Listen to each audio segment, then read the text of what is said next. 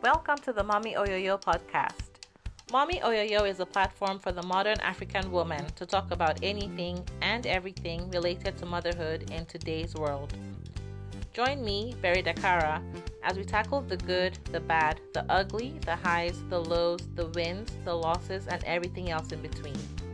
Mommy Oyoyo is your plug for real life gists and experiences about being a mother, African style. Hello, everybody, and welcome to this episode of the Mommy Oyoyo podcast. It's me, Berry Dakara, your hostess with the mostest, and I'm so thrilled to have you listening to this episode. This is episode number 69, and in this one, I'm going to be covering 10 places where you can find people to be a part of your village. Okay? 10 places where you can find people to build your village. Now, what am I talking about? I'm talking about the phrase that says it takes a village to raise a child. I'm going to believe that everyone has heard that phrase before. And if you actually Google the phrase, it'll take you to Wikipedia, where it says that it takes a village to raise a child is a proverb that means that an entire community of people must provide for and interact positively with children for those children to experience and grow in a safe and healthy environment. So, an entire community of people.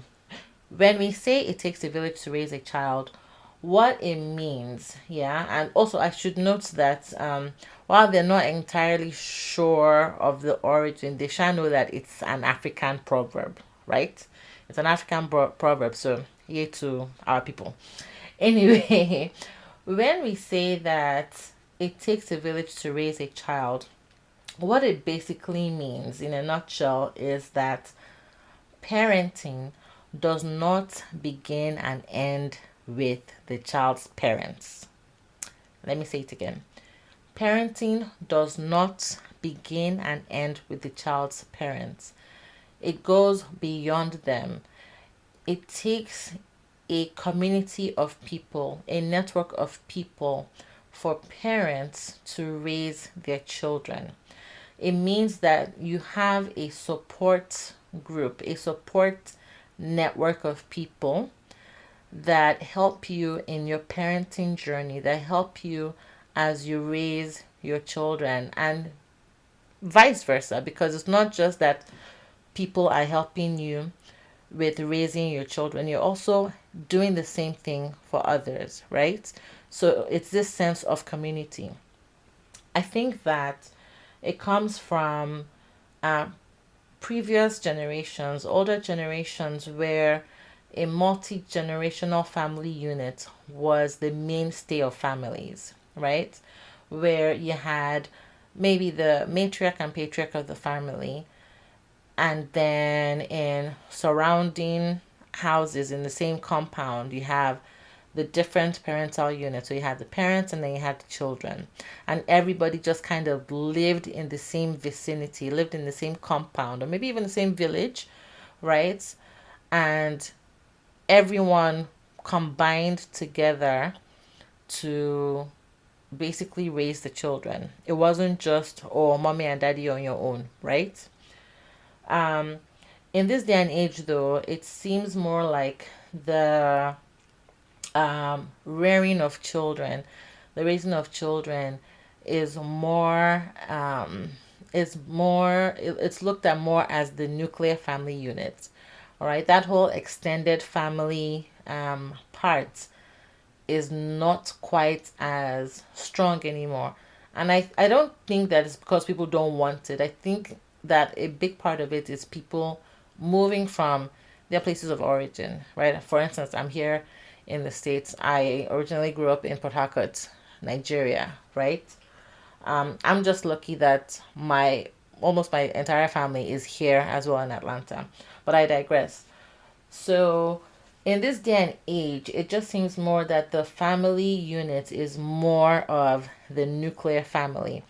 And while it is completely fine, it's completely fine for, a family unit to just be themselves. I don't think that not having a support system um is really the best choice. I'm not going to see if it's just you raising your children and you don't have any support. I'm not saying there's anything wrong with you, okay? But I think that you can look a little bit outside of yourself, outside of just you and your children, to find that support system, okay? And in this episode, I want to share 10 places where you can find those people to be a part of your village. Number one, and this is the most obvious, would be your family. In the very first place, especially like in Igbo culture where we have the Omugo system, yeah, where the new mom gives birth and her mom, the grandma, comes to spend a few months with the new mom to help her, with taking care of the baby, help the new mom nurse back to health, just basically giving postpartum care. You have that, right? So that I think that's one of that's a very, very easy and clear example.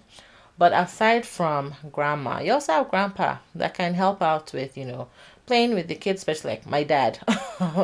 My dad, I think, is arguably my one of like our children's my daughter and my niece and nephews, like he's part of their best friends, right?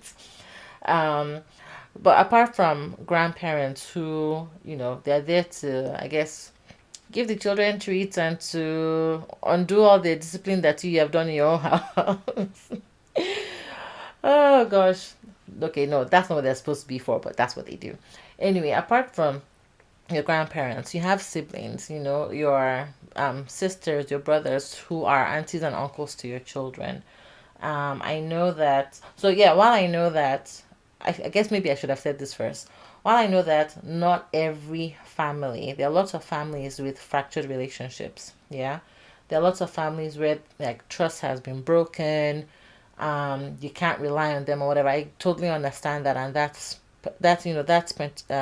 fine.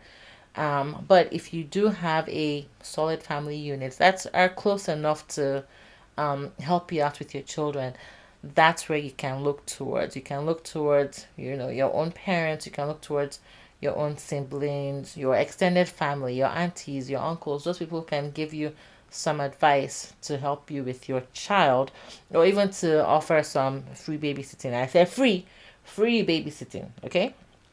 A second place where you can find people to be a part of your village would be your friends, your network of friends. Now, I'm not saying that you need to have like a whole entire host of friends, like 10, 20, deep. You can have like maybe two or three friends that are close to you, especially when, like I mentioned, because we move around so much these days. Um, a lot of times you move and you just don't know anybody at all. You don't know anybody. You don't have any family members there. The next thing you want to do is find friends, isn't it? Right? And those friends, those people who you share so you share values with, you share interests with. Maybe they might even have children the same age as your children, or maybe they don't even have children, but they're just like a very good support system for you and you for them. I want to keep saying this, it's a two-way street, okay? It's not just take. You need to give as well. But your friends are a good place where you can find people to be part of your village in raising your children. I would hope that you have friends that you trust, that you can entrust your children's lives with. And a lot of times people have their friends as godparents to their children, because, these are people that you would entrust your own life and your children's lives to. So, yeah, having a good network of friends is a good place where you can find people to be part of your village. So, a third place where you can find people to be part of your village would be your children's school. And I have a small anecdote here. So, we have some family friends who have been in our lives for, I want to say, like 35 years, maybe a little bit shorter, but like 30 plus years. And the reason why we became family friends in the first place was because their son told his parents that he had a princess at school who whose birthday it was going to be soon, and he wanted to buy a birthday present for his princess. Okay, and so they took him to the store. They bought a present for her, and the following day came back to school, and his mom reached out to my mom, was like, "Hey, are you so and so's mother?" And she said, "You said, oh, well, my son says that your daughter is his princess." And they both had a good laugh about it, and from then on just started hanging out, started saying hi, more to each other, and we became just fast family friends, and we've been friends for 30 years.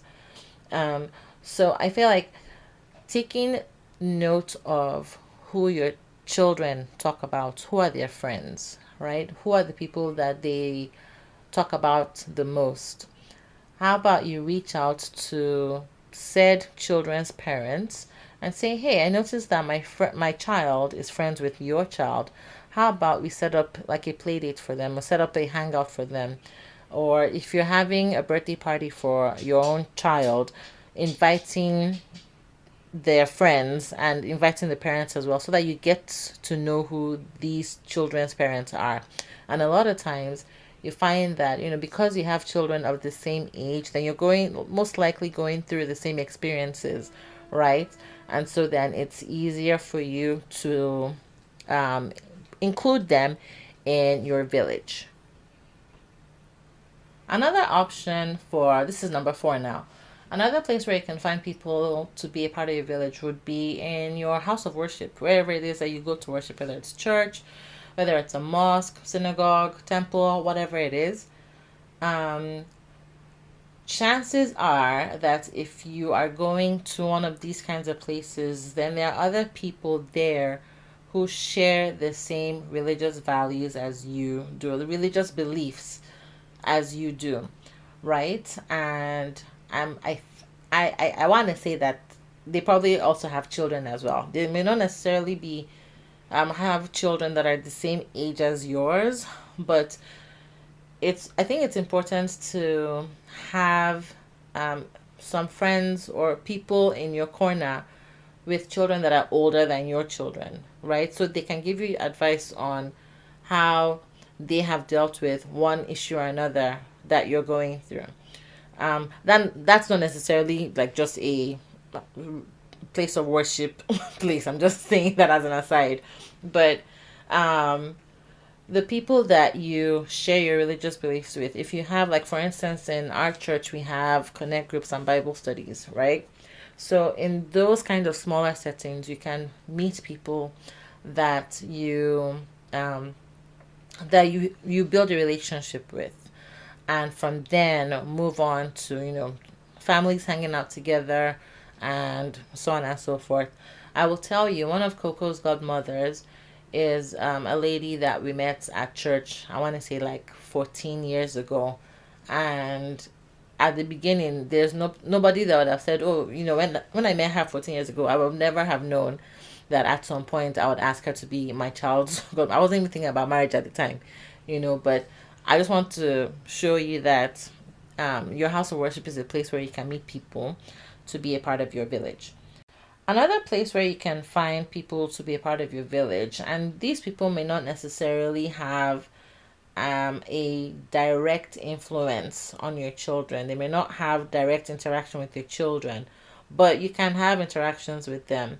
And this would be social media / support groups. So yes, I'm talking your Instagram, Facebook, Twitter, Telegram, all of those things.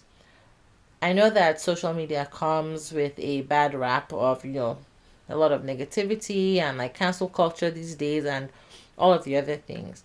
But there's some positivity to be gained as well. There can be some community. There can be a sense of community that you find on some social networks. And I should mention though that it's not always just online. A lot of times, some of these organizations or some of these communities have offline events. I know that things are a little bit crazy now with the Rona and everything with the pandemic, but I'm just saying that you don't necessarily have to just do it online. But you have all kinds of support groups for whether it's new moms, whether it's dad, like girl dads, whether it's parents with special needs children, whether it's moms that live in a particular city and state or country, right? Whether it's moms with children that play the trumpet. I don't know.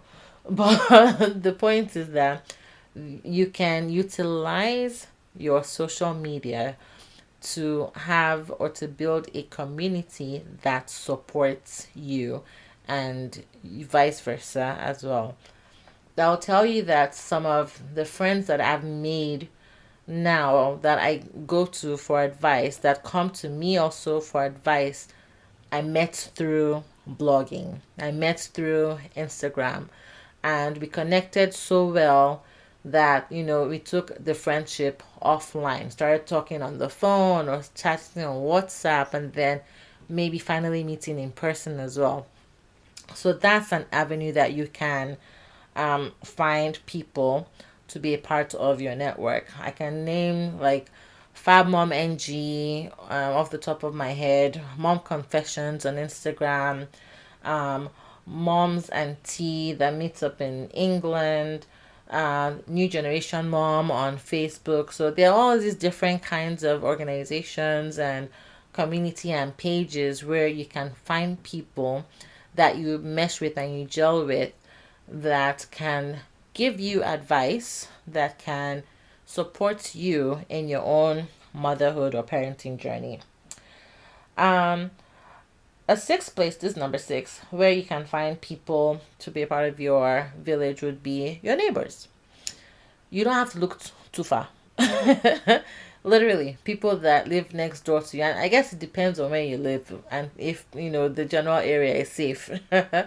um, but you can find people who live close by, who live near you, that you can rely on to help you with your kids, and also vice versa.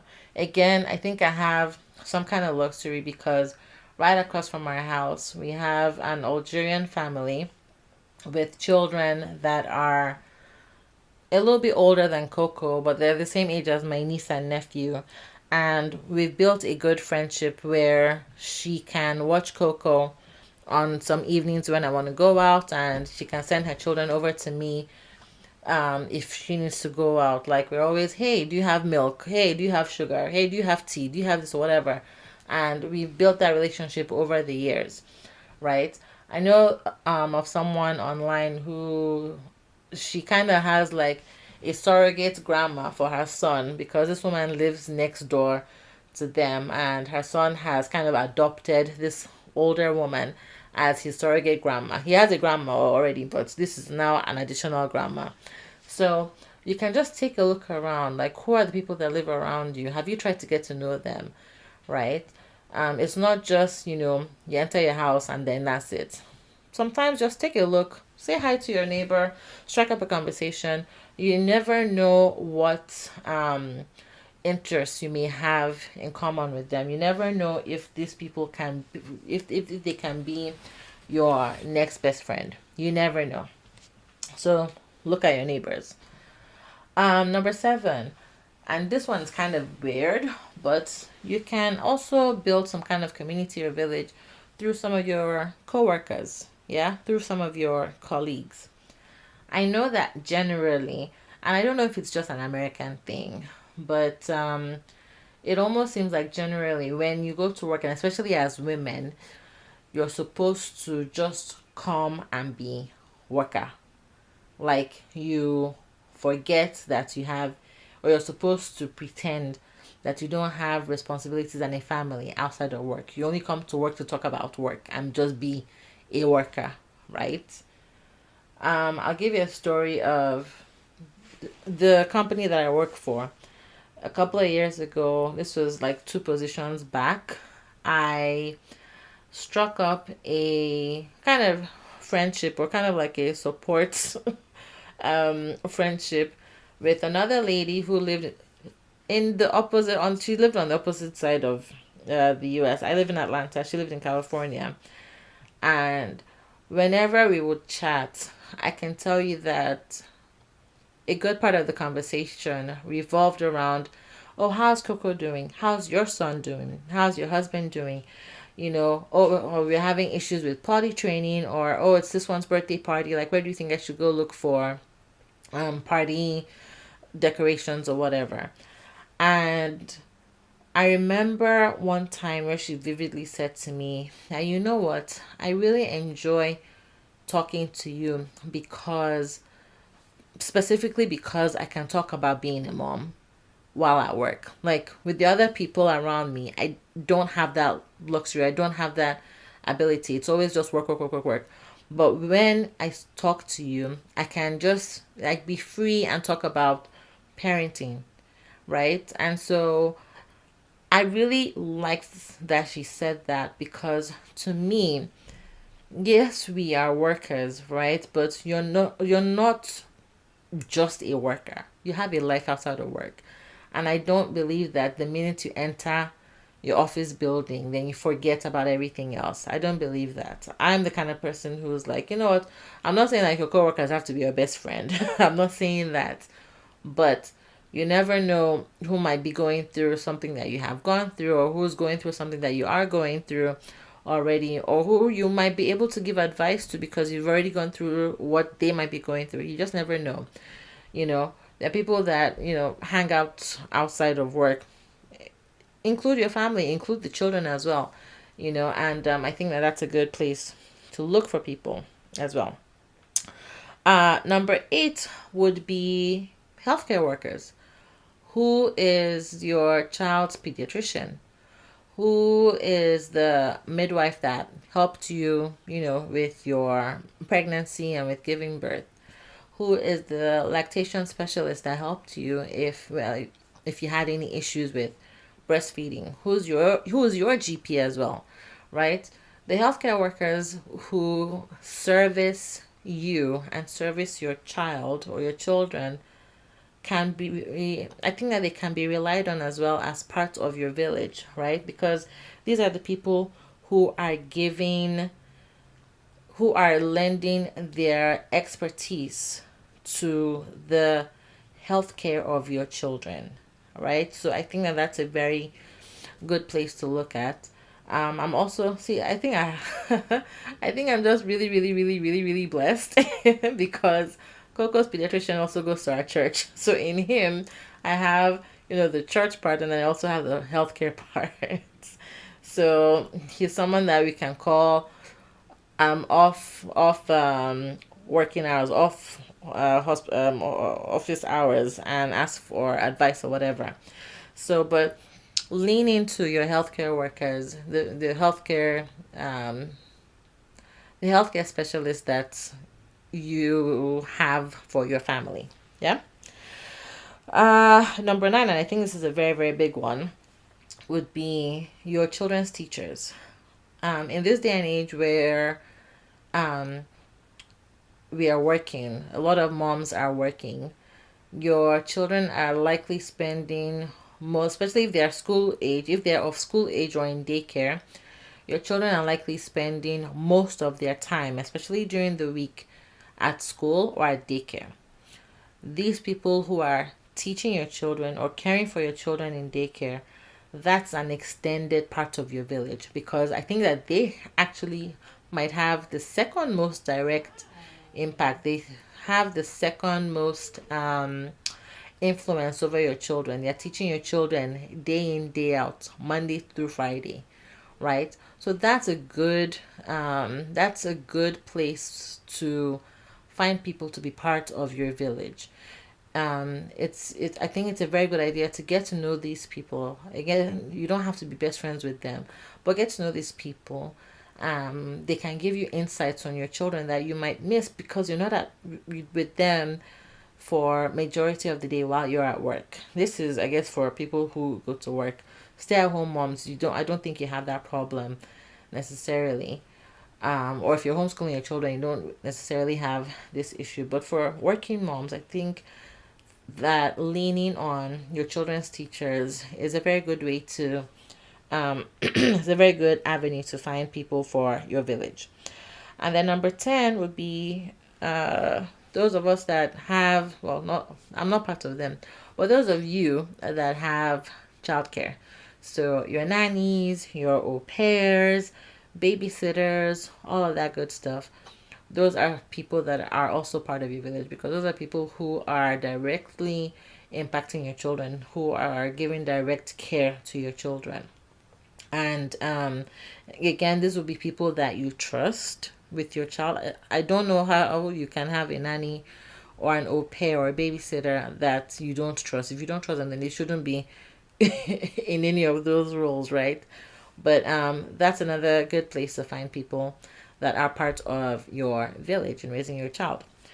And so that's the end of this episode. I hope that if you feel like you're in this parenting journey by yourself, I hope that I've given you some ideas of places where you can look to find people to help you with it. Yeah.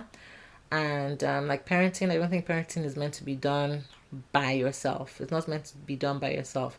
So open your eyes, take a step, take a challenge. Maybe strike up a conversation with somebody that that you see often. Strike up a conversation with a mom or a dad of a child that your child is close to. Okay. And yeah, that's about it. I will catch you guys. Actually, stay tuned for the next part where I tell you what episodes you can listen to if you enjoyed this one.